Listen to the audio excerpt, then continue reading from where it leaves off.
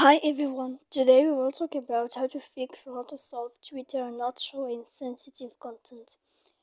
To know how to fix or how to solve Twitter not showing sensitive content, you should just go to settings like this. You will click. After that, in this page, you will go to apps, default apps, app settings. When you will see this list, you will go down to find the application of Twitter here, and you will enter. Then in this page you will go to click for stop. When you will end this, you will enter to storage. After that, in this page you will click clear cache. Then you will go to click clear data. And after all that, when you will end this, you can turn off your phone. So please don't forget to support us by like and subscribe. See you next time in another video.